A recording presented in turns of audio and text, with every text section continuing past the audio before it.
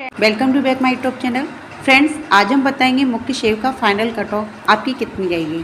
8000 स्टूडेंटों को लेकर क्या होगी कट ऑफ और नोटिफिकेशन के आधार पर आपकी कट ऑफ क्या होगी। ठीक है, तो चर्चा करते हैं। तो कट ऑफ बताने से पहले मैं थोड़ी अनवार जो ऐड था आपकी है मुख्य सेविका की, वो आप लोगों को पहले देख लेते हैं। तो जो अनवार ऐड था शैक्षिक आपकी क्या है, उत्तर प्रदेश में बाल विकास एवं सेवा पुष्टाहार अधीनस्थ सेवा नियमावली 1992 के अनुसार है। तो आपका क्या होना चाहिए, किसी विश्वविद्यालय से एक विषय के रूप में समाजशास्त्र या समाज कार्य या गृह विज्ञान या पोषण बाल विकास के साथ कला में स्नातक उपाधि। तो आप लोग सबसे पहले ये देख लीजिए, कला में स्नातक उपाधि। कला में स्नातक उपाधि का मतलब जानते हो, आर्ट्स है, बैचलर ऑफ आर्ट्स। इंग्लिश में से क्या कहते हैं, बैचलर ऑफ आर्ट्स।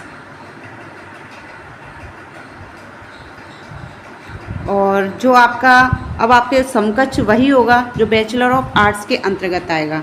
और कुछ बीएचएससी वाली बहन हैं तो वो बैचलर ऑफ साइंस, उनकी डिग्री का नाम क्या है, बैचलर ऑफ साइंस।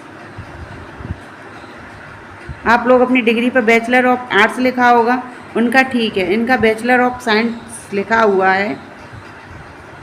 तो इस वजह से ये समकक्षता के उसमें अर्हता में नहीं आएंगी मेरे अकॉर्डिंग। देखते हैं कि आयोग क्या करता है ना।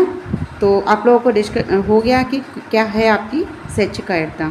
तो जैसे 8000 स्टूडेंटों को लेकर कट ऑफ होगी। 8000 का मतलब क्या है, इसमें काफ़ी लोगों ने फॉर्म अप्लाई कर दिया है। जैसे कि ओनली बीएड वाली हैं, ओनली बीएड वाली हैं, वो मतलब उस सब्जेक्ट से उनसे कोई संबंधित नहीं है। अब इतना नहीं पता ये कितनी गर्ल्स हैं।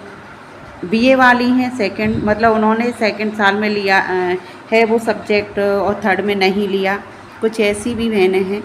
और तीसरी आपकी वो हैं जो बीएचएससी वाली हैं। और कुछ ऐसी भी हैं जो प्योर साइंस से ही रिलेटेड, उनका होम साइंस और सोशलॉजी उससे कोई मतलब नहीं है। तो आप लोगों को पता है ये ली जाएंगी कि नहीं ली जाएंगी, ये लोग आप नोटिफिकेशन के आधार पर समझ सकते हो, है ना। तो अब देखते हैं कितनी ऐसी बहनें हैं और कितना क्या है, ये तो भाई रिजल्ट आने के बाद ही पता चलेगा, है ना। अब तो फिर देखते हैं, अगर 8000 सभी स्टूडेंटों को लेकर लेते हैं और सब ऐसे ही कट ऑफ बता रहे हैं, जैसे आपकी उसकी वीडियो की देख लो, लेखपाल की देख लो, तो जितने भी स्टूडेंट हैं आप लोग की डीवी जो कट ऑफ गई थी उससे आपके 7-8 नंबर ही बढ़े हुए हैं। कितने बढ़े, 7-8 नंबर बढ़े हैं। और जितने टोटल स्टूडेंटों को देखकर, तो उसी अकॉर्डिंग आपकी डीवी कट ऑफ मुख्य सेविका में कितनी गई है, 53 समझ लो। तो 53 7-8 नंबर जोड़ लो, उसके हिसाब से सभी को लिया जाएगा वे उस हिसाब से। तो अब इसमें आपका जो 53 नंबर है वो एससी भी है, ओबीसी भी है और जनरल भी है ना। तो आप लोगों को ये भी देखें, उसमें कोई नहीं है, तो इसमें वही एससी की भी जनरल के बराबर फाइट की हुई है, ओबीसी ने भी की हुई है। तो इसको आपको आप लोगों को नहीं लगता इन लोगों को बेनिफिट मिलेगा, वो जो सही होंगे। तो अगर ये 8000 के स्टूडेंट के आधार पर होगी तो कट ऑफ ये आप लोगों को पता ही है कि 62 प्लस या माइनस हो सकती है, 61.75 60 ऐसी हो सकती है।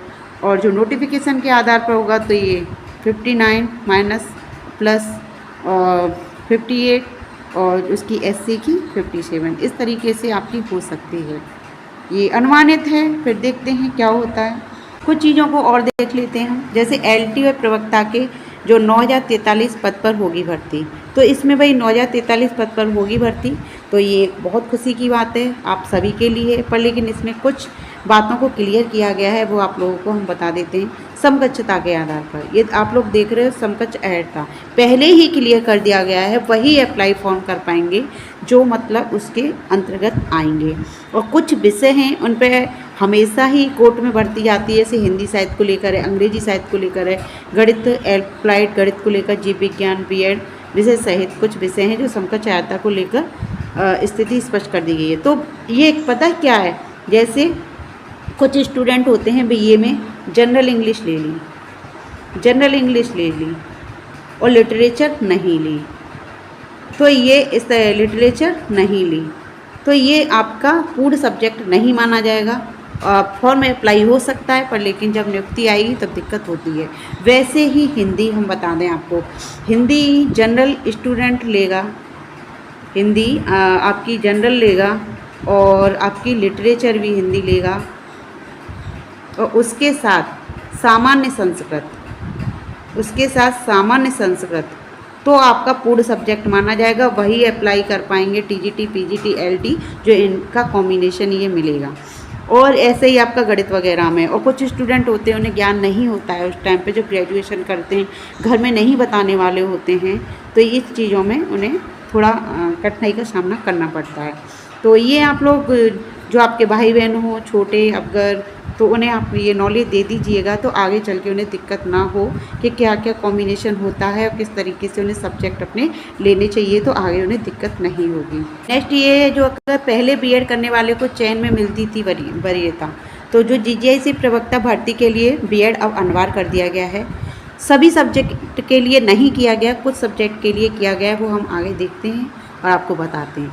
तो जो 2 विषय थे, 2 विषयों में नहीं होगी प्रवक्ता भर्ती। कौन कौन से 2 विषय हैं जिसमें प्रवक्ता भर्ती बिल्कुल भी नहीं होगी, मतलब इनका कोई मतलब। 2 विषय कौन से हैं?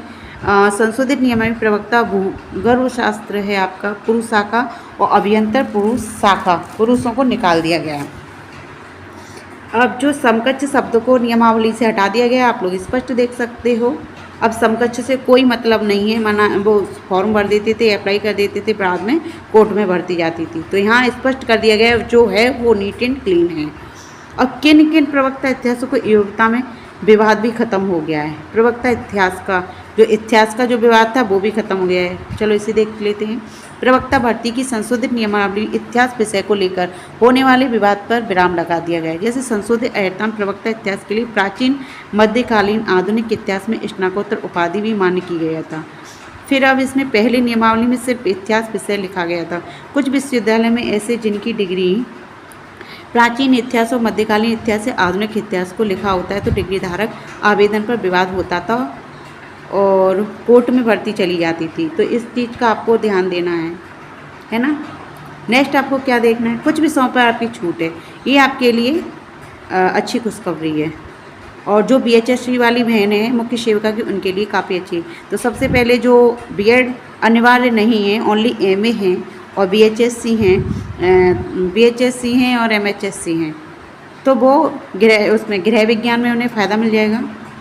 देख लीजिएगा, ये गृह विज्ञान महिला शाखा, सिलाई महिला शाखा, कला पुरुष शाखा, वाणिज्य सैन्य विज्ञान पुरुष शाखा में आवेदन के लिए बीएड अनिवार्य नहीं है। तो ये आपके लिए अच्छी खुशखबरी है ना। तो आप लोग को समझ में आई होगी वीडियो।